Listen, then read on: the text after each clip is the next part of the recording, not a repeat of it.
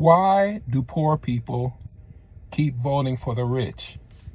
Have you ever wondered why so many working class people vote for laws that politicians that actually help the wealthy?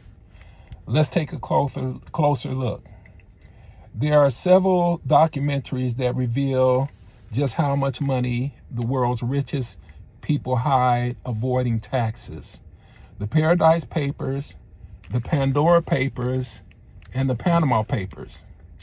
If you watch even one of them, you'll get a closer picture of how concentrated wealth really is. Now, some people say, well, they earn the money and they deserve it.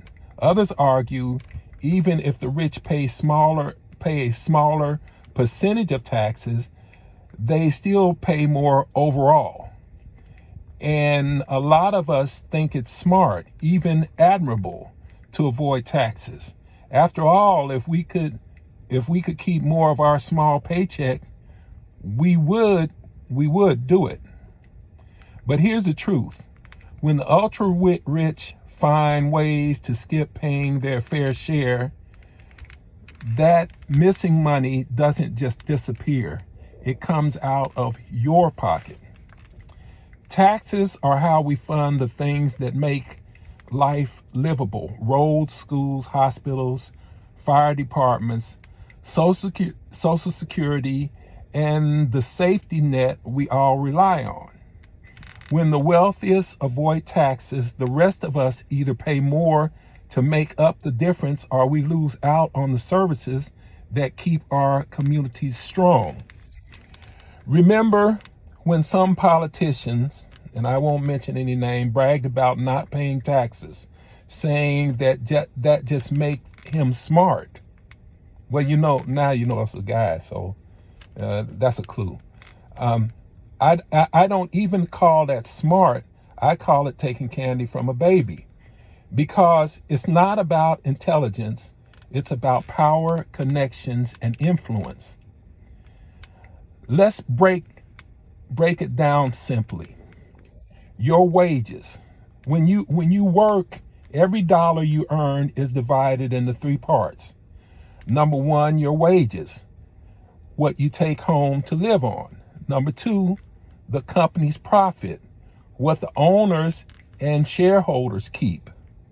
Number three, taxes, the portion that goes back to society to keep things running.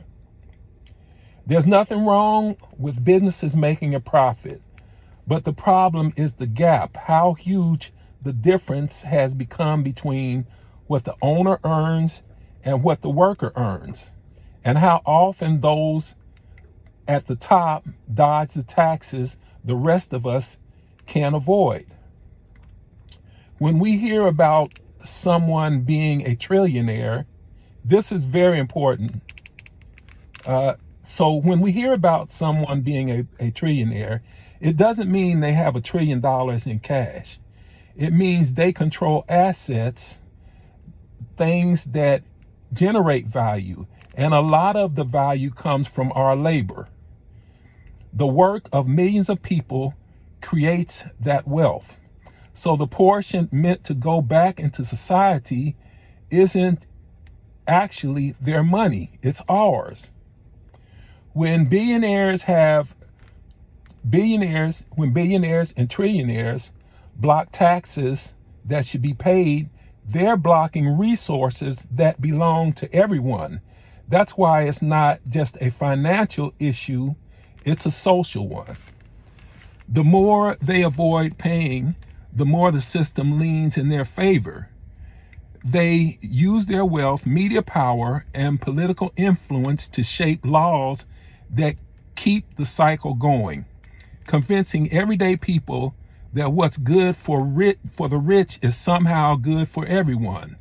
But it's not, because every dollar that doesn't go back into society is a dollar we lose for better schools, safer streets, and stronger communities.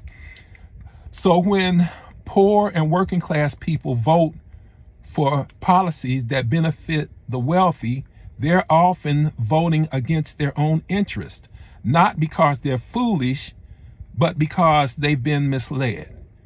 Understanding how wealth and taxes really works is the first step to changing that.